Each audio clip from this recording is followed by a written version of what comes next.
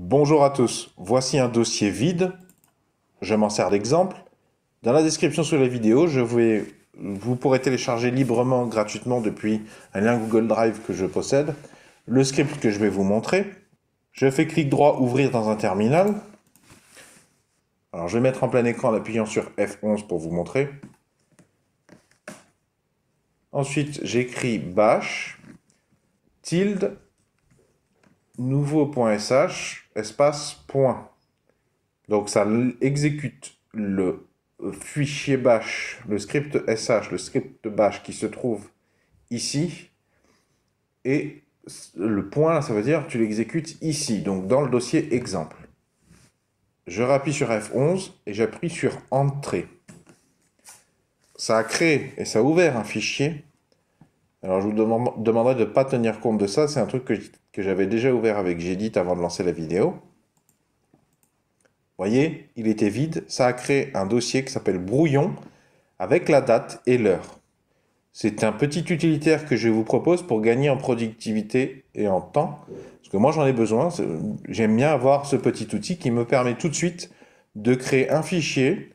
Ce fichier contient 3 lignes, mon nom, ça peut être utile parce que quand j'écris un script bash, ça peut être intéressant de laisser mon nom, une trace. Si je ne veux pas le laisser, je peux toujours faire CTRL-D pour supprimer. En fonction de si je fais de l'administratif, ça peut m'être utile d'avoir mon nom et mon prénom déjà écrits. La première ligne, c'est quand j'écris un script bash justement. C'est de la nomenclature, c'est de l'orthographe de programmation. Encore une fois, si c'est justifié, je laisse, sinon je supprime en CTRL-D, mais je gagne beaucoup de temps, c'est déjà écrit.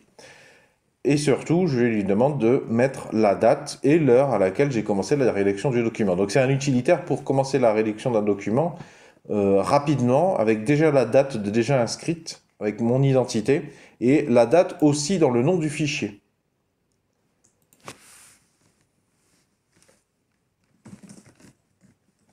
Donc là, j'ouvre le script pour vous le montrer rapidement.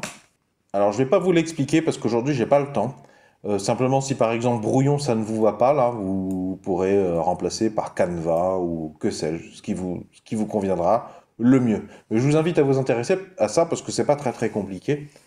Et puis, plus on comprend des briques de code, plus on est capable de faire des codes personnalisés et intéressants pour soi, qui nous permettent de gagner énormément de productivité ou de temps ou de confort.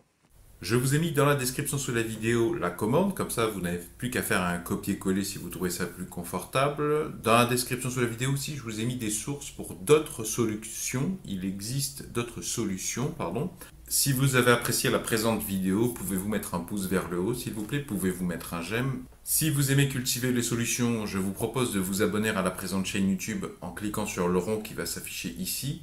Et si vous cliquez sur le rectangle, ça vous emmènera vers tous mes épisodes de la thématique script bash. Plein de scripts ou de commandes bash fort utiles pour automatiser des tâches, gagner énormément de temps, de productivité, de confort.